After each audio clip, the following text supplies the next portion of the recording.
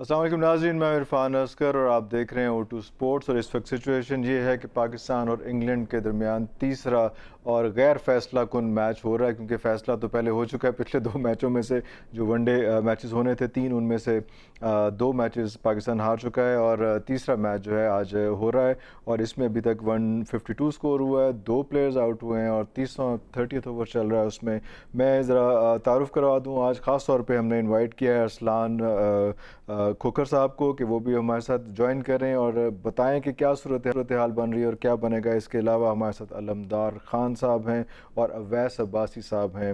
अवैस अब्बासी और असलान तो अक्सर हमारे पास आते रहते हैं। अलमदार ने आज हमें फ़र्स्ट टाइम ज्वाइन किया, तो मैं रिक्वेस्ट करूँगा अलमदार के साथ ही एक तो वेलकम भी करूँगा और साथ रिक्वेस्ट करूँगा कि अलमदार पिछले दो मैचेस में हमने क्या किया है, पहले यहाँ से बात करो ना, शुरू क्या हुआ हमारे साथ। सबसे पहले तो बहुत बहुत शुक्रिया मुझे शो पे लेने का। हमारे साथ बेसिकली हुआ वो है जो हमेशा पाकिस्तान क्रिकेट टीम के साथ होता है। हम जब भी ट्रैवल करते हैं, हमारा सबसे बड़ा इशू है लैक ऑफ कंसिस्टेंसी। हम कभी भी, और बैटिंग लाइनअप में तो खास तौर पर हमारे कंसिस्टेंसी का बहुत बड़ा मसला है। तो जितने भी मेरे तज्जे निगार से बात हुई, जितने भी प्लेयर्स से भी मेरा रब्ता हुआ, उन सबका यूजुअली कहना यही होता है कि हमें एडजस्टमेंट का टाइम नहीं मिल पा रहा। फॉर इंस्टेंस जब ये लोग वहां पहुंचे थे, तो अब तो हम लोगों को ये समझ लेना चाहिए कि किसी भी प्लेयर को, किसी भी टीम को किसी दूसरे मुल्क में जब ट्रैवल करना है, तो उसको सबसे इंपॉर्टेंट चीज़ है उसको क्वारंटीन गुजारनी है। और आई थिंक ये एक नेचुरल नॉर्म बन चुका है। तो आई थिंक कि हम लोगों को प्रैक्टिस का इतना मौका नहीं मिला शुरू में। आज वो वाली बात थी कि इसी उम्मीद पे बैठे थे कि थोड़ा मैच अच्छा हो जाए। तो अभी तक तो शुक्र है कि अच्छे रवाना है। But I think first to कह लें कि मैचेस थे, उनमें हमारे लिए थोड़ा सा बस ये मसला था कि शायद हम लोगों को वो अपने आप को उस एनवायरनमेंट से, वो कहते हैं ना कि यूज टू करने की आदत नहीं थी। तो आई थिंक इसके थ्रू हम लोग काफी यूज टू हो गए। I think and I hope कि अगर हम आज ये जीत जाते हैं तो हमारे पास आगे T20 भी है। तो अगर ये जीत जाते हैं तो आई एम श्योर कि हमारे हौसले और बुलंद हो जाएंगे और हम उम्मीद कर सकते हैं कि पाकिस्तान कोई बेहतर रिजल्ट लेकर आएगा इंग्लैंड से। अच्छा अवैस, आपको नहीं लगता कि हम लोग T20 से आगे की टीम ही नहीं रह गए? हम लोगों ने PSL को इतना बड़ा बना दिया है कि उससे ज़्यादा हम आगे सोच ही नहीं पाते हैं। अरसलान, आपसे तो कल इस मौजूद में बात हुई थी, लेकिन दोबारा बात करेंगे इस पे। लेकिन अवैस, मैं आपकी राय लेना चाहूँगा कि ऐसा नहीं है। जी इरफान साहब, सबसे पहले शुक्रिया इनवाइट करने के लिए। इरफान साहब, लास्ट टाइम हमारे इसी शो में जो हमने चीजें डिस्कस की थी ना, आज मुझे ऐसा लग रहा है सीरीज के बाद की जो चीजें हमने डिस्कस की थी वो बिल्कुल मनोआन ऐसे ही हुआ है। जो चीज हमने रेक्टिफाई की थी, जो प्रॉब्लम हमने रेक्टिफाई की थी, मतलब हम वहीं के वहीं खड़े हैं। वही खड़े हैं, बिल्कुल एग्जैक्टली। उस पिछले प्रोग्राम में जो बात हुई थी, हमने कहा था कि ये प्लेयर्स की एवरेज यहाँ पे अच्छी, यहाँ पे स्कोर करेगा, उसने किया हल्का फुल्का। बाकी जो हमारा मिडिल ऑर्डर की जो हमने बात की थी, हमारे पास कोई अच्छे स्ट्रॉन्ग बैट्समैन नहीं है। सेम ऐसे ही हुआ है, एक बैट्समैन आउट होता है, उसके बाद पीछे पूरी लाइन लग जाती है। फखर का लास्ट शो में हमने कहा था कि इंग्लैंड में इसकी थोड़ी सी बेहतर है, पीछे स्ट्राइक्स वगैरह बेहतर है। तो इस सीरीज में हमने देखा है कि फखर कंपेरेटिवली थोड़ा सा बेहतर है। लेकिन उसके अलावा जू की तो टीम है, मतलब कि T20 हमने इतना खेल लिया, हमने उसे इतना ग्लोरीफाई कर लिया कि जो वनडे में जाते हैं तो फिर हम T20 के माइंडसेट से ही निकल पाते। और यही चीज जो है वो सामने आई है। अभी आप दो मैचेस के अंदर देख रहे हैं, मतलब कि पहले मैच से चले हम जल्दी आउट हो गए, दूसरे मैच के अंदर हमें बड़ा ठीक टोटल मिला था। हसन अली ने 5 विकेट ली, मतलब जो फाइटिंग टोटल था वो हम इजीली आराम सुकून से खेल के पूरा कर सकते थे। लेकिन जो हमारी गलतियां एक अरसा दराज से, एक डिकेड से चली आ रही हैं, इस बार इंग्लैंड में आके हमने फिर वही रिपीट की। और इसमें यहाँ पे हमारी सिलेक्शन पे एक बहुत बड़ा क्वेश्चन मार्क है कि मिडिल ऑर्डर हमारा जिस तरह ये पाकिस्तान की शनाख्त ही बन गई है कि इसने इसी तरह फ्लॉप होना, और एज इट इज जो चीज आपको नजर आ रही थी वो ऐसी हो रही थी। तो सिलेक्शन मुझे नहीं पता इसके क्या स्टैंडर्ड इन्होंने सेट किया हुआ है कि उन प्लेयर्स को जो है खिलाना ही खिलाना है जिनकी जगह नहीं बनती, जिनको यहाँ पे नहीं खिलाना चाहिए, जो परफॉर्म नहीं कर पा रहे। तो अब ऐसी सिलेक्शन के साथ, ऐसी टीम के साथ जाएंगे तो ऑब्वियसली आप ऐसे रिजल्ट्स एक्सपेक्ट कर सकते हैं, आप कुछ बेहतर एक्सपेक्ट नहीं कर सकते। अच्छा अरसलान, अभी अलमदार ने एक बात की जो हम कल भी थोड़ा सा डिस्कस किया था इसको, लेकिन थोड़ा सा छेड़ के हम आगे निकल गए थे। उसमें वो पॉइंट ये था कि हमें वहाँ पे प्रिपेयर होने का टाइम नहीं मिला। ये क्या इशू होता है जब हमें पता था कि हमारे वहाँ पे क्वारंटीन की वजह से हमने साइड मैचेस नहीं खेल सकना, हमने वहाँ की काउंटीज़ के साथ नहीं खेल सकना, वहाँ के एनवायरनमेंट के साथ साथ हमने कोप अप नहीं कर सकना, तो क्या हमें कोई ज़रूरी नहीं था कि हम वैसी टीम भेजते, थोड़े से ज़रा ऐसे प्लेयर्स भेजते जिन्होंने वहाँ पे खेला हो? लेकिन उस पे फिर पॉइंट ये भी है कि तकरीबन सब प्लेयर्स वहाँ पे काउंटीज़ पे खेले हुए हैं, सारा कुछ हुआ हुआ है। तो ये क्या अलमदार की ये बात में वज़न है, या आप कहेंगे कि अलमदार तुम एक एक्सक्यूज़ दे रहे हो?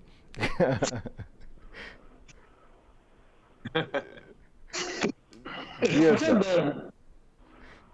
जी अच्छा। आपको मेरी आवाज आ रही है जी बिल्कुल आ रही, बिल्कुल आ रही। यार?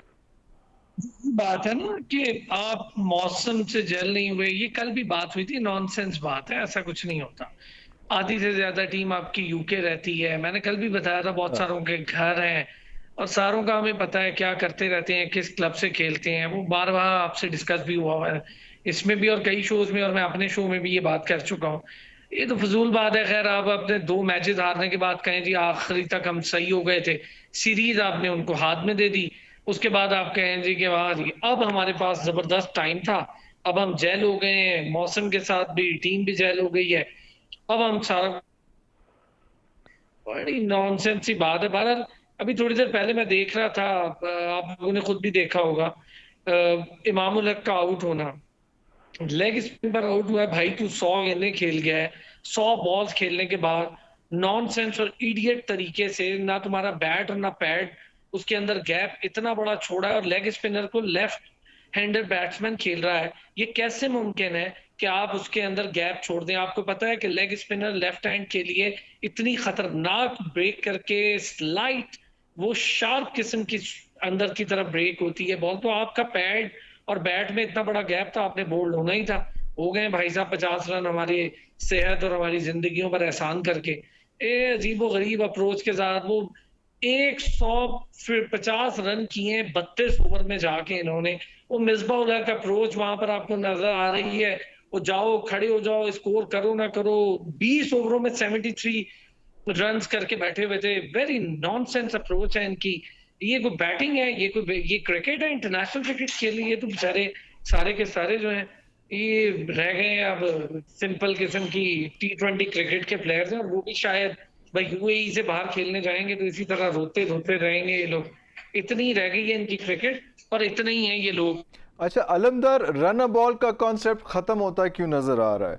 लास्ट टाइम जो है वो फ़खर ने मेरा ख्याल है कोई पता नहीं कितने 40 ओवर्स खेल लिए, 40 प्लस बॉल्स खेल लिए और 19 स्कोर किए। ये क्यों इस किस्म की हरकतें हैं? इतना ज़्यादा क्यों हम वेस्ट कर लेते हैं और अपने ऊपर चढ़ा लेते हैं अलमदार प्लेयर्स बॉलर्स को, कि उसके बाद जो आने वाले बॉलर्स हैं। इरफान कौन मिसबाह का पहला मैच खेला ना तब जी अलमदार, जी अलमदार।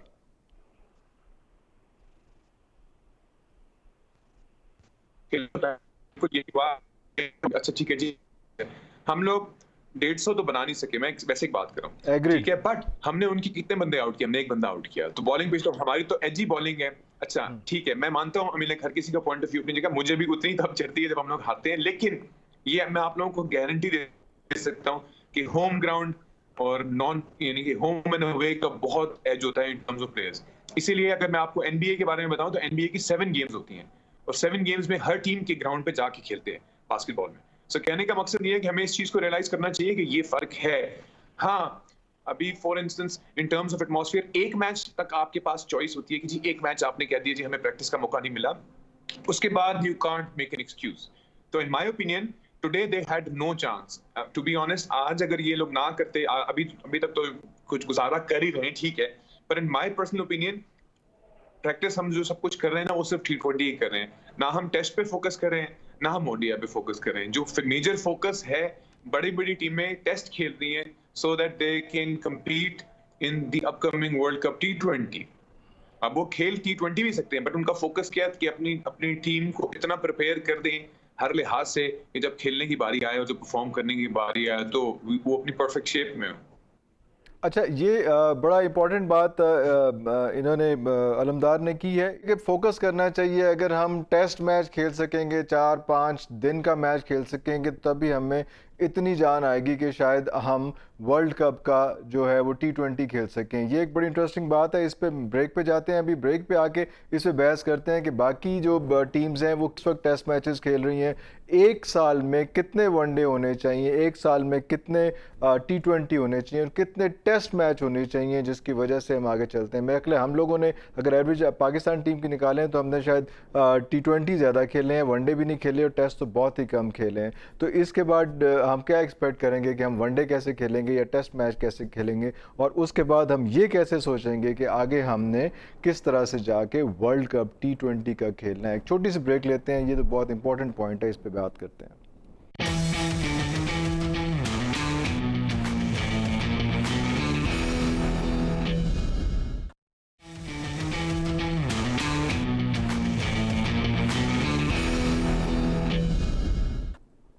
जी वेलकम बैक नाजरीन। अभी हम ब्रेक में बात कर रहे थे और बात हो रही थी रमदार से, और वो कह रहे थे कि ये जो हमारे कैप्टन होते हैं आजकल टीम के, वो ज़रा कोई सेरेमोनियल सी पोस्ट होती है और बैक एंड पे जो है वो खेल रहे होते हैं मिसबाह उल हक, ख़ास तौर पे बैटिंग के लिए। और ये हमने कल भी डिस्कस किया था कि सबका जो बैटिंग का स्टाइल है वो टुक वाला सिस्टम शुरू हो गया है और वो रन बॉल वाला सिस्टम ख़त्म हो गया है। तो क्या ये अलमदार बताइएगा क्या बात हो रही थी? देखिए Irfan, my perspective is very clear. मुझे ये बड़ा क्लियर नजर आता है कि प्लेयर्स की बॉडी लैंग्वेज होती है। जब आपकी strings, captain being the captain, उसकी रिस्पॉन्सिबिलिटी एज अ कैप्टन ये होती है कि उसको पूरी टीम को साथ लेकर चलना है। अब अगर उसकी स्ट्रेटजी कंसाइड या कन्फाइड कर रही है जनाब मिसबाह उल हक से, सो इवेंचुअली एक ट्रिकल डाउन इफेक्ट होता है आपस में, प्लेयर्स में, उनकी बॉडी लैंग्वेज में। मैं सिर्फ ये पाकिस्तान की बात नहीं कर रहा हूँ, मैं आपको एक छोटी सी एग्जांपल देता हूँ कि साउथ अफ्रीका टूर कर रहा था पाकिस्तान का, जब डिकॉक भी आया हुआ था और वो लीड कर रहा था, और उसके लास्ट बिल्कुल दरमियान में भी साउथ अफ्रीका की बॉडी लैंग्वेज ही इस तरह की थी जिसको आप समझ सकते थे। वो बाद में पता चला कि it was all political things happening at the back and. So the point is, आप स्पोर्ट को स्पोर्ट्स रखें। अगर आप कैप्टन किसी को बना रहे हैं तो कैप्टन को फुली रिस्पॉन्सिबिलिटी दें ताकि वो अपनी टीम को लेके चार्ज पकड़े। आप ये नहीं कर सकते कि पीछे से आप अपने स्ट्रिंग्स भी अटैच करेंगे, फेवरेटिज्म भी करेंगे, और जब अच्छा होगा तो क्रेडिट खुद ले लेंगे, बुरा होगा तो कप्तान पे डाल देंगे। तो इट ऑब्वियसली बहुत प्रेशर होता है। It's not easy to lead the team ना। सो आई थिंक कि जिस तरह आपने पहले भी देखा होगा कि मिसबाह वाज हैड, मेरे ख्याल में 2-3 पोस्टें थी, वो तो खैर आहिस्ता आहिस्ता करके उन्होंने कहा कि चलो सब आहिस्ता आहिस्ता वसीम खान साहब को दे दिया, मुख्तलिफ लोगों को दे दिया, बड़ी मेहरबानी उनकी। लेकिन आई थिंक कि ही नीड्स टू अंडरस्टैंड कि अगर कप्तानी है तो let the captain be the captain, play as a captain and lead the team ना। ऐसे नहीं कर सकते आप अपना प्लान ऑफ एक्शन बनाएं और बाद में ब्लेम गेम आप उन पे डाल दें, और गुड गेम हो तो भाई वो मिसबाह के लिए तालियां। आई थिंक मेरे, इन माय ओपिनियन, ये थोड़ा सा ये पर्सपेक्टिव चेंज करना पड़ेगा। अच्छा अवैस, यही वाला मसला जो है हमें जब देख रहे थे, हम PSL की ट्रांसमिशंस कर रहे थे, आप भी हमारे साथ थे, उसमें भी हमने बहुत डिस्कस किया कि ये मसला जो है वहाँ पे भी आया कि जो डग आउट्स थे वहाँ से प्लान हो रहा था और कैप्टन जो थे वो सेरेमोनियल पोस्ट में लग रही थी उसमें। तो क्या आप एग्री करेंगे इसमें कि ये जब हम नेशनल टीम में आते हैं तब भी वही वाले सिस्टम फॉलो कर रहे होते हैं? अवैस जी बिल्कुल, मैं अलमदार साहब की बात से स्ट्रांगली एग्री करता हूँ। हमारी जो क्रिकेट है ना, ये आज भी इसमें कभी कभी ऐसा लगता है कि ये सेट कल्चर चल रहा है, फेवरेटिज्म इतने लेवल पे। हम लोग प्रोफेशनलिज्म जो आज दुनिया की क्रिकेट ने अडॉप्ट करके, हमारे साथ नेबरिंग कंट्री है उसने अच्छा प्रोफेशनलिज्म अडॉप्ट करी, वो अपनी टीम को कहाँ से उठा के कहाँ ले गए। लेकिन हमारे आज भी जो आप इशूज इनके देखें, जाके अंदर खाना इशूज इनके देखें ना, इतने थर्ड क्लास इशूज हैं कि बंदा कहते हैं कि यार आजकल के बच्चे भी इस किस्म के इशूज या इस किस्म की कंप्लेंट्स क्रिएट नहीं करते। अलमदार साहब ने बिल्कुल सही बात की है। और प्लस इसके साथ साथ मिसबाह जो है वो ऑनेस्टली इस पोजीशन के लिए कैपेबल नहीं है। हमें एक तगड़ा और ऐसा स्ट्रॉन्ग माइंडेड और स्ट्रॉन्ग बंदा चाहिए जो कि टीम को लड़ाए, उसके अंदर एक कैपेसिटी हो, थोड़ा सा एग्रेसिवनेस हो, क्योंकि आज की क्रिकेट काफी ज्यादा चेंज हो गई है। तो ये बिल्कुल बात जो है 100% ठीक है। और इसके साथ साथ मैं आपको एक चीज और ऐड भी कर दूंगा कि देखिए, हमने 2 पिछले जो मैचेस खेले हैं उनमें हमारे मतलब बहुत से आधी टीम जो है फ्लॉप रही है, उन्होंने कोई रिमार्केबल परफॉर्मेंस नहीं दी। उसके बावजूद आज तीसरे दिन भी हम सेम टीम लेकर जा रहे हैं, कोई चेंजेस नहीं किया। हमें जो नए लड़के आए हैं उनमें से एक किसी को खिला लें, आप थोड़ी सी चीजों में चेंज करके आप इसी तरह एक्सपीरियंसेस करके जो है टीम को मतलब कि थोड़ा सा बेहतर कर सकते हैं, लेकिन टेस्ट से मस्त नहीं हुए। पिछली परफॉर्मेंसेज ना देने के बावजूद भी इन्होंने वही टीम आज भी खिलाई है।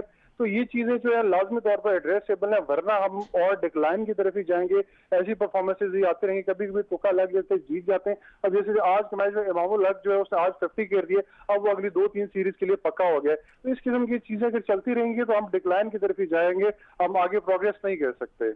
अरसलान, ये क्या हो रहा है? ये वाकई मैं तो मिस ही कर दिया इस बात को कि बल्कि पॉइंट लिखा था मैंने, लेकिन हम जब शुरू किया तो इतनी हॉट बात हो रही थी तो भूल ही गया मैं उसमें कि ये 2 मैचेस इतनी बुरी तरह से फ्लॉप होने के बाद बैटिंग साइड पे, बॉलिंग तो फिर जो है अगले मैच में थोड़ा स्टेबल हो गया था और 250 में पूरी उन्होंने टीम उल्टा दी थी इंग्लैंड की।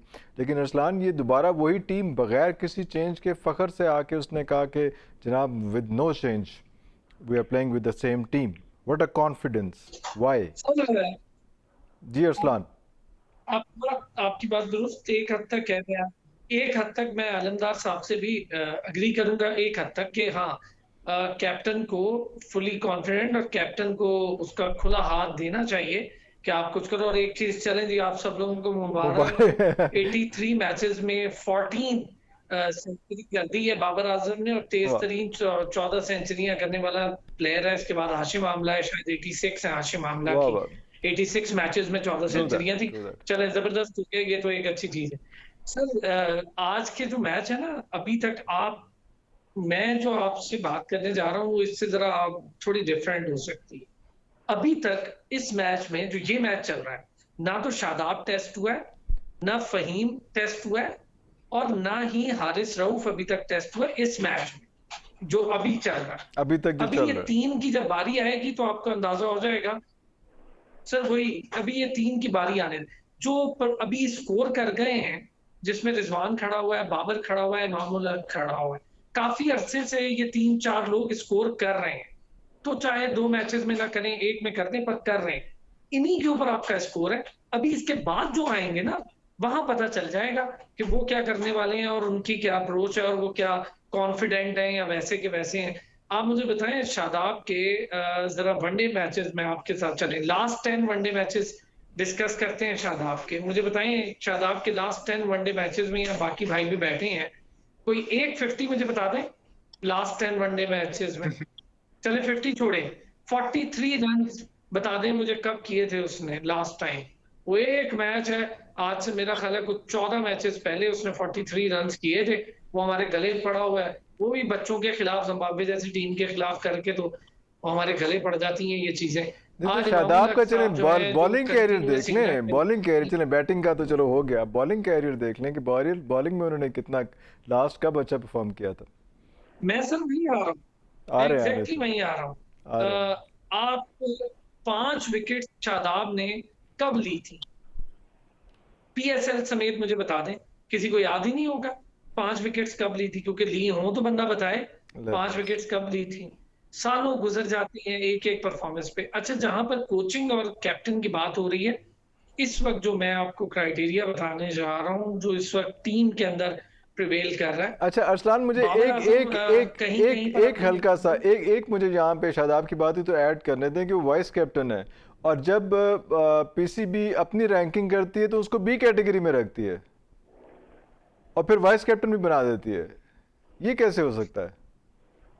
सर ऐसा ही सर, वो इधर बड़ा कुछ हो रहा है। आपके पता है, सिर्फ 4 प्लेयर तो हैं आपके ए कैटेगरी में, वो उनकी मजबूरी थी। चारों प्लेयर परफॉर्मेंस हैं तो वो ए कैटेगरी में। सरफराज को उन्होंने उठा के सी कैटेगरी में फेंक दिया है। हफीज तो जाहिर है खुद कैटेगरी लेता नहीं, पिछली बार उसने कह दिया था कि मैं कॉन्ट्रैक्ट नहीं लूंगा, आप किसी यंगस्टर को दे दें। बहुत अच्छा जेस्चर है हफीज का, मैं इसको अप्रिशिएट करता हूँ। और आप जरा देख लें, अजहर अली की कैटेगरी उन्होंने डाउन कर दी है, और जो सीनियर प्लेयर्स हैं उनकी कैटेगरी डाउन हो रही है। हसन अली अपनी कैटेगरी अपनी परफॉर्मेंस पर अर्न कर रहा है, उसका मैं बिल्कुल उसके साथ हूँ।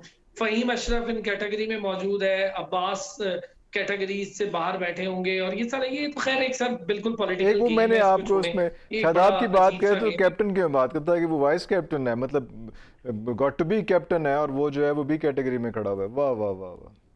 खैर आप आगे चले।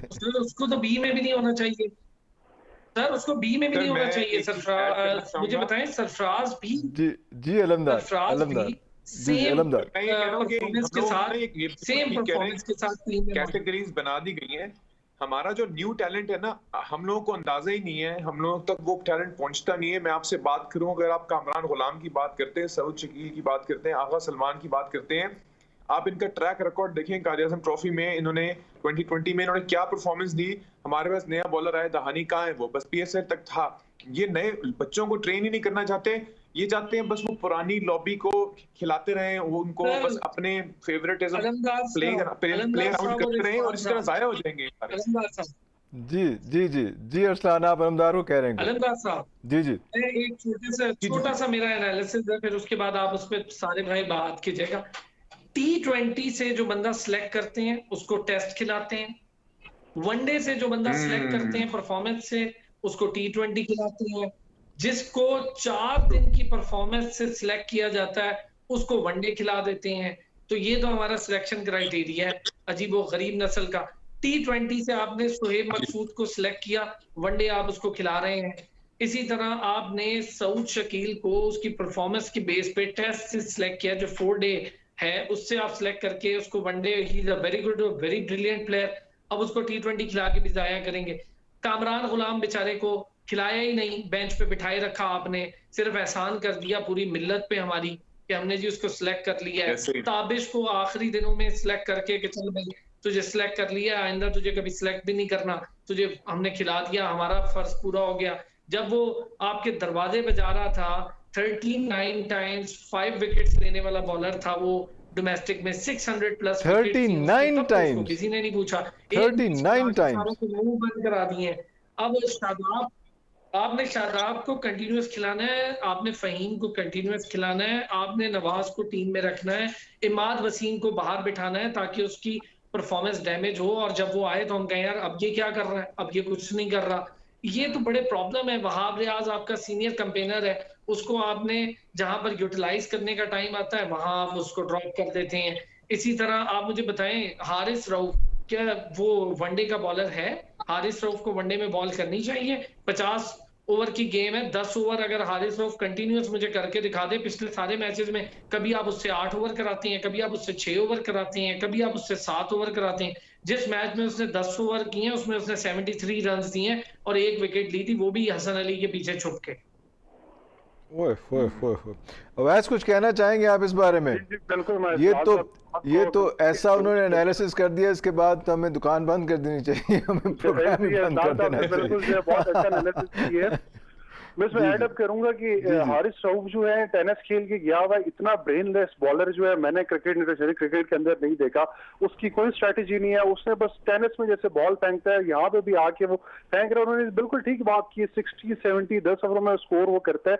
वो अगर उसे आपने खिलाना ही, आपको इतना शौक भी है तो उसे आप सिर्फ T20 में खिलाएं। वनडे का बॉलर नहीं है वो, आपको हमेशा एक्सपेंसिव पड़ता है, ना कोई विकेट्स ले रहा है, ब्रेनलेस, टोटली ब्रेनलेस बॉलर है। अभी जो हमने देखा है, जो बाबर आजम ने सेंचुरी करने के बाद जिस किस्म का नारा लगाया है, क्या सूट करता था पिछले 2 मैचेस के फेलियर के बाद? थोड़ा सा बंदा लिहाज ही कर लेता। ये किसको इसने इतने गुस्से से करके दिखाया उसमें?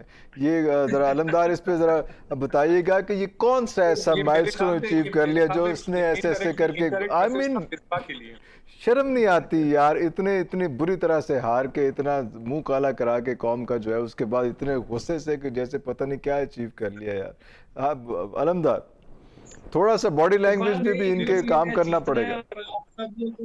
अभी बॉडी लैंग्वेज चेंज हो गई सर। आज मैंने आपको कहा था ना, बॉडी लैंग्वेज आप नोट करें, प्लेयर्स की बॉडी लैंग्वेज से पता चल जाता है। तो आई थिंक वो आज जब इन्होंने मैच शुरू किया था तो लोगों को समझ आ गई थी कि यार बॉडी लैंग्वेज डिफरेंट है। क्योंकि अब मसला ये है कि अब जब जीत जाएंगे तो ऑब्वियसली, अगर हम जीत गए, अल्लाह करे, अगर हम जीत गए तो ऑब्वियसली मिसबा किंग साहब आएंगे और कहेंगे कि यार मेरी वजह से अच्छा, ये अवैस, ये कल भी एक डिस्कशन हुई थी। आप खोखर साहब आप चुप रहिएगा। अवैस और अलमदार, पहले अवैस फिर अलमदार, हम ये कल डिस्कस कर रहे थे, खोखर साहब तो हमारे साथ थे, कि यार आज का मैच जीतना नहीं चाहिए, क्योंकि अगर आज का मैच जीत गए तो इन्होंने इसी तरह से गुर्राना और इसी तरह से हमें चैलेंज करना है कि वो हुंदास्की कर रहे हैं। और यार खुदा का वास्ता है, ये इतने फिर वो दोबारा जो है जिस तरह से आपने खुद ही कहा कि वो आएंगे मिसबा और कहेंगे कि देखें जी ये तो चलता रहता है, ये तो होता रहता है, देखिए हम एक मैच हाँ, जीत हाँ। गए हैं, हम अपनी अकाउंटेबिलिटी Yes. जो है उसको जो है वो अंडर द कारपेट कर देंगे। वैसे ऐसा ही होगा अगर आज का मैच जीत जाते हैं हम तो। जी बिल्कुल, ये तो हमारा वतीरा रहा है। पिछली सीरीज में भी आप उठा के देखेंगे, जो भी सीरीज हम आ रहे हैं एंड में एक मैच जीत के जो हम लोग फेस सेविंग करते रहे हैं। और सेकेंडली अभी आपने गेस्टर की बात की थी, तो देखिए हमें ये जो हमारे प्लेयर्स हैं ना इंटरनेशनल लेवल की क्रिकेट खेल रहे हैं, अब ये इंटरनेशनल लेवल की क्रिकेट में जो ऐसे गली मोहल्ले की बातें, ऐसी गली मोहल्ले का एटीट्यूड जो है, यही चीज हमारे लिए तबाह कौन है। हम लोग अपने प्लेयर को मेंटली तौर पर इतना मेच्योर करते ही नहीं है या ग्रूम करते ही नहीं है कि उसे पता हो, इतना सेंसिबल हो, इंटरनेशनल प्लेटफॉर्म्स के ऊपर वो जो है उसे बहुत से लोग फॉलो कर रहे होते हैं। और सेकेंडली जो इनका इशारा जो था ना, ये अंदर खाने भी बहुत से आपस में गिच में चल रही होती है, आपस या में ये किसको था, मैं यही पूछना चाह रहा था कि ये इशारा हमें तो नहीं था, ये किसको था? ये क्वेश्चन मार्क है, to whom it may concern। बिल्कुल ऐसे ही है अलमदार, ये मिसबा को तो नहीं था कि यार हमें अपनी तरफ से सुकून से अपनी गेम खेलने दो। मिसबा को तो नहीं कहा था इसको, मिसबा को तो नहीं कहा कि अपनी गेम खेलने दो यार। मिसबा को ही था ये इसमें, क्योंकि वहाँ पे तो हमारी पूरी बॉडी लैंग्वेज एक एक चीज़ जो है वो इंग्लैंड जो है वो ख़ास तौर पे जब भी हम लोग जाते हैं तो कोई ना कोई तोहफा लेके आता है। कभी कोई वहाँ पे बॉल टेम्परिंग में पकड़ा जाता है, कभी मैच फिक्सिंग पे पकड़ा जाता है, कभी स्पॉट फिक्सिंग पे। तो इंग्लैंड के प्रेस पे तो कोई ना कोई हम तोहफा लेके आते हैं। अभी भी जो एक कॉन्ट्रोवर्शियल इंग्लैंड का मैच हुआ था, जो सेमीफाइनल हुआ था यूरो में, तो वहाँ पे भी एक मसला आया कि पता नहीं कोई उस पर लेज़र मार रहा था दूसरे गोलकीपर पे, और उस पर यह भी मसला आया कि यार वो किस तरह से सिचुएशन क्रिएट हुई, वो किस तरह से अंपायर ने वो पेनल्टी दे दी। सेमीफाइनल की बात कर रहा हूँ मैं यूरो कप के उसमें, तो वो उस पर भी तो क्रिकेट तो होती जाएगी। आप तीनों से वो भी पूछें कि यार ये इंग्लैंड हर बारी क्यों ऐसे करता है, क्योंकि उससे पहले आप जब वो वर्ल्ड कप था इसका ओडीआई था, उसमें भी ये हुआ था कि लास्ट मैच में थोड़ा सा मसला आ गया था, फाइनल में वो पता नहीं एक रन हुआ था और आखिरी बॉल पे जो कुछ सारा कुछ हुआ। ये इंग्लैंड इस तरह से हर बारी क्यों ट्रिक से जीतता है, क्या वजह होती है? अलमदार, फुटबॉल पे पहले बात अगर आप लोगों को याद आए, साउथ अफ्रीका वर्सेस इंग्लैंड का सेमीफाइनल था 1992 वर्ल्ड कप का। ओके, ठीक हो गया जी और जी। सर उसमें मुझसे ज्यादा नॉलेजेबल लोग बैठे हैं, आई एम श्योर वो थोड़ा आप लोगों को आगाह करना चाहेंगे, तो वुड बी ग्रेट। उसमें वेदर का टाइम का उन्होंने इशू डाल दिया, फिर बारिश का इशू डाल दिया, फिर स्कोरिंग लाइन कम कर दी, और एंड में दे मेड श्योर कि किसी तरीके से कोई लॉ इंप्लीमेंट करके उन्होंने इंग्लैंड को थ्रू करवा दी, जितवा दिया। लवली। हाँ जी अरसलान। मैं आपके जी जी जी के जो सेमीफाइनल के हवाले से ऐड करूंगा इसमें। जी जी जी। सेमीफाइनल में जो है इंग्लैंड को एक जो है वो बिल्कुल एज दिया गया है, वहां पे पेनल्टी बनती नहीं, फुटबॉल में पेनल्टी बनती नहीं थी, बिल्कुल उसमें कैमरा रिव्यू भी लिया जा सकता था, लेकिन जो है इन्होंने मतलब फाइनल में करने के लिए इंग्लैंड को वहां पे टोटली जो है वो एज दिया गया, और इस हवाले से बहुत ज्यादा तनकीद भी हुई इनके ऊपर। अच्छा, मैं ये देख रहा था जब रिव्यूज़ पढ़ रहा था, तो वो जो गोलकीपर थे वो कह रहे थे कि मेरी बैक साइड पे एक लड़का बैठा हुआ है, बंदा जिसने जो पॉइंटर जो है ये लेज़र पकड़ा हुआ है, और उसने उसी वक्त अंपायर को कहा था, रेफरी को कहा था कि जब मैं दूसरी साइड पे जाऊंगा तो मुझे प्रॉब्लम होगी इस चीज़ से। और वो मैं रिव्यूज़ देख रहा हूँ तो उसमें उसने कहा है कि मुझे प्रॉब्लम होगी जब मैं सामने जाऊँ, क्योंकि मेरे पीछे बैठा हुआ है और वो जो है वो शरारतें कर रहा है, जब मैं दूसरी साइड पे जाऊँगा तो मुझे मसला आएगा। और एग्जैक्टली वही हुआ कि दूसरी साइड पे गया और इस किस्म का एक कंट्रोवर्शियल सा मिला, एक पेनल्टी स्ट्रोक मिला, और उस पर वैसे ही लेज़र उसकी आंखों में डाली गई। पता नहीं लेज़र से कितना इफेक्ट हुआ या नहीं हुआ, ऑब्वियसली थोड़ा बहुत तो मसला आया होगा। ये क्या हुआ था, आप मेन स्टोरी तो आप बताएं आलमदार। देखिए सर, इन जनरली पर्सपेक्टिव ये होता है कि अगर तो फॉर इंस्टेंस अगर उस गोलकीपर ने ये बात की भी, उसने उनसे अगर उनको बताया भी, देखिए अगर सर गेम के दरमियान में डिस्ट्रैक्शन होती है ना, तो umpire is supposed to take care of the player, because umpire is out there to take care of the player, not to take sides of the player. हम लोग यानी क्रिकेट में भी देख रहे हैं कि एम्पायर्स हमेशा इसीलिए होते हैं ताकि वो उसको केटर कर सके, but in terms of such scenario जिस तरह के क्रिएट कर दिए जाते हैं, जिस तरह ये अभी गोलकीपर वाली कहानी, या लाइक आई टोल्ड यू कि अगर आप उसकी एग्जैक्ट हिस्ट्री तो मुझे बिल्कुल नहीं याद, लेकिन मुझे ये जरूर पता है कि साउथ अफ्रीका इंग्लैंड से जीत रहा था सेमीफाइनल में, और साउथ अफ्रीका फर्स्ट टाइम अपने कंट्री से निकला था इन terms of being in the world cup, और उनको वो वर्ल्ड कप जीतना इससे जरूरी था क्योंकि उनके वहां पे पॉलिटिकल सिचुएशन बहुत डिफरेंट था साउथ अफ्रीका में। But at the end of it all, what England does is एकदम से जनाब वो कहते हैं जी टाइम पूरा हो गया, अब टाइम पूरा हो गया तो जनाब इसके बाद हम आपको थोड़ी देर में बताते हैं। उन्होंने कहा कि इसके बाद जी फॉर इंस्टेंस अगर उनके 5 ओवर्स रह गए थे या 6 ओवर्स रह गए थे, उन्होंने कहा कि नहीं यार अब आप आपके पास सिर्फ और सिर्फ 1 ओवर रह गया। पहले कहते 2 ओवर रह गया, 2 ओवर में उन्होंने कहा कि जब आप 2 ओवर में 12 रन बना लेते हो, कहते हैं ठीक है जी। वो बाहर निकलते हुए कहते नहीं, उन्होंने कहा जी 1 ओवर में आपने 12 रन बनाने, कोई इस तरह के ना एक स्टैट्स बना दिए। उन्होंने कहा भाई ये किस लॉ के मुताबिक आप लोगों ने किया? कहते नहीं हमने लॉ बनाया ना, हम वी नो इट ऑल। सो इनका हमेशा से ये रूल रहा है इन टर्म्स ऑफ थोड़ी बहुत हैंकी पैंकी, और वो hanky panky goes a long way. अब ये वाली situation this will go a long way and everybody knows this कि ये कंट्रोवर्शियल चीजें, और आपको पता है अब तो सोशल मीडिया भी है, so too much कहते हैं ना दुनिया, आप इंटरैक्ट करके you can learn more, you can tell more, you can share more, but then यार अगेन हम लोग कुछ कर तो नहीं सकते इसका। तो अरसलान, ये जो उसके बाद रेसिज्म का एक इशू आया और हम भूल गए कि इटली ने जो है वो वर्ल्ड कप, ये यूरो कप जीत लिया है, लेकिन फिर जो पूरे यूरोपीय मीडिया ने पकड़ा वो तो भूल गए कि इंग्लैंड हार गया या कुछ हो गया। वो रेसिज्म वाले इशू पे आ गए कि ये जो 3 ब्लैक एंड में प्लेयर्स ने किया था, पेनल्टी मिस कर दी थी। अरसलान, इस बारे में कुछ बताइएगा कि ये इतने गुस्सैले हैं इसमें, फुटबॉल में है या हर काम में इतने शरारती हैं और तंग करते हैं? फिर लड़ाई झगड़े भी हुए, मार धाड़ भी हुई, तोड़ फोड़ भी सर हुई। वैसे मैंने तो अपने वो एक वर्ड लिखा था सोशल मीडिया पर, तो काफी दोस्त हैं मेरे यूके, मैं खुद 7 इयर्स यूके ही रहा हूँ, मेरी एजुकेशन भी वहीं की है। ईडीएल है एक इंग्लिश डिफेंस लीग।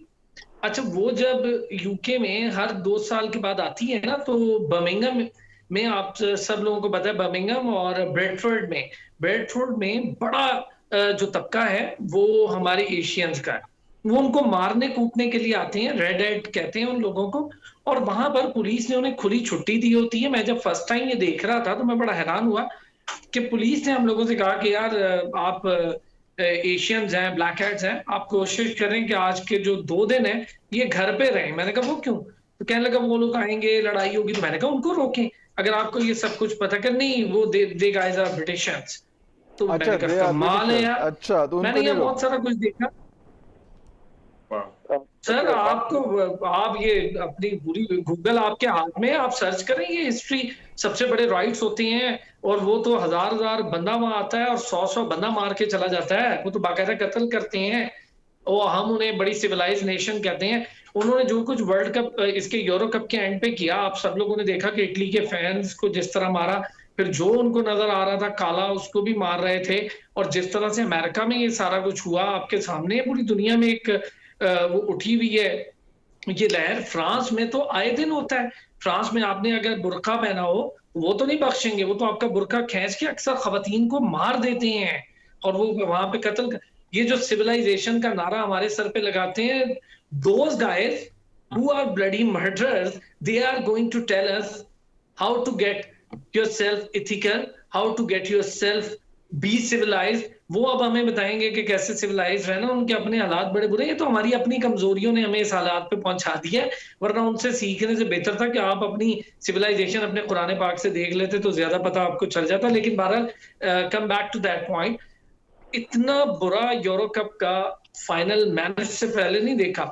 आपने कोपा अमेरिका देखा, आप लोगों ने सारों ने देखा होगा, कितने शानदार तरीके से वहां पर खत्म हुआ है सारा मामला, जबकि वो सारे लेटिन अमेरिकन हैं यार, वो कोई इतनी बड़ी कौम या इतने बड़े ममालिक नहीं है। उन सबका हाल वैसा ही है जैसा हमारा हाल है, बल्कि हम उनसे बेहतर हैं। अगर आप ब्राजील जाएं तो आपको अंदाजा होगा, ब्राजील का जो शुमाली मगरबी एरिया है वो बड़े गरीब लोग हैं। इसी तरह अर्जेंटाइन का हाल को बहुत अच्छा नहीं है, वो अंदरूनी खलफशार का शिकार रहता है। तो वो अपने बेचारे सिर्फ फुटबॉल पे बेस करते हैं, उनको इश्क है फुटबॉल से, उसके बावजूद वो हारे। और कितने अच्छे तरीके से आपने देखा कि नेमार और मेसी एक दूसरे के साथ बगलगीर हुए, एक दूसरे को थपकियां देते रहे, प्यार करते रहे, समझाते रहे, और एक दूसरे की हौसला अफजाई की, एक सिविलाइज तौर पे गेम एंड हुई। और यहाँ पर आपने देखा कि यहाँ पर इटली और इंग्लैंड खेल रहे थे, वो खेल के दरमियान लड़ाई शुरू हो गई थी। थर्ड वाली जो बेंच थी उस पर उससे पहले ही लड़ाई शुरू हो गई थी, जब उनको लग रहा था कि बात पेनल्टीज पे जा रही है, तो इंग्लैंड से बर्दाश्त ही नहीं हुआ। करूंगा जी जी जी जी जी ये मैच खत्म नहीं हुआ था, 2 पेनल्टीज मिस हुई थी। जोफ्रा आर्कर ने ट्वीट किया था और ट्विटर पे ये चीज पहले से ट्रेंडिंग में चल पड़ी थी। जोफ्रा आर्कर ने ट्वीट किया था कि do not racially abuse those players tonight, और ये उसके बाद जो है धमाधम और ये ट्विटर पर जो कोहराम मच गया था। ओए होए होए, अलमदार आप कुछ कहना चाहेंगे? वी हैव जस्ट 30 ऐसा ही है, वही मैं बता रहा हूँ। बिल्कुल ठीक। मैं ये कहूंगा कि इन टर्म्स बात मैं भी कह रहा हूँ कि जो थर्ड रो थी ना, थर्ड रो, जी जी जी जी अलमदार, थर्ड रो में मैच खत्म होने से पहले जो लास्ट 2 पेनल्टीज थी उससे पहले ही लड़ाई शुरू हो गई थी। ओए ओए ओए, अलमदार ऐसे ही है सर। मैं वही देख रहा था कि इन टर्म्स ऑफ जो जिस तरह लोग बिहेव कर रहे थे, यहाँ पे बहुत बड़ा मसला है इनका इन टर्म्स ऑफ दिस। और आप ये देखेंगे जब इन्होंने ये इन 3 प्लेयर्स के खिलाफ ट्वीट्स बाद में आपस, यानी कि पहले तो आपस में वो लड़ पड़े, 2 टीमों के दरमियान में उनके हड्डे शुरू हो गए। बाद में उन्होंने अपनी कौम की, अपने लोगों के खिलाफ रेसिज्म की ट्वीट्स करना शुरू हो गए, जिसपे ऑब्वियसली सब हैरान हो गए कि यार ये only because of the fact कि वो ब्लैक्स थे। आई मीन लाइक मुझे समझ नहीं आती है। अब इतनी अवेयरनेस क्रिएट कर दी गई है in terms of black lives matter, और पूरी दुनिया में जितना कुछ हो रहा है, I am so surprised but not surprise either, क्योंकि जिस तरह उन्होंने कहा there is so much of, अगर आप हिस्ट्री उठा कर देखें तो अगर हम प्री कॉलोनियलिज्म उस पर भी जाएं, या हमारे साथ यहाँ पे क्या था, पाकिस्तान में क्या था, इंडिया में क्या था, we all know how these people in the name of civilization or ethics and morals and values thank you Alamdar time is up. Alamdar आपका शुक्रिया, असलान आपका शुक्रिया, और अवैस आपका शुक्रिया। अच्छा, नेक्स्ट वीक हम दोबारा मुलाकात करते हैं, कोशिश करते हैं कि जब नेक्स्ट टाइम हम आए तो हम पाकिस्तान क्रिकेट टीम के बारे में बहुत अच्छी अच्छी बातें करें। बहुत शुक्रिया।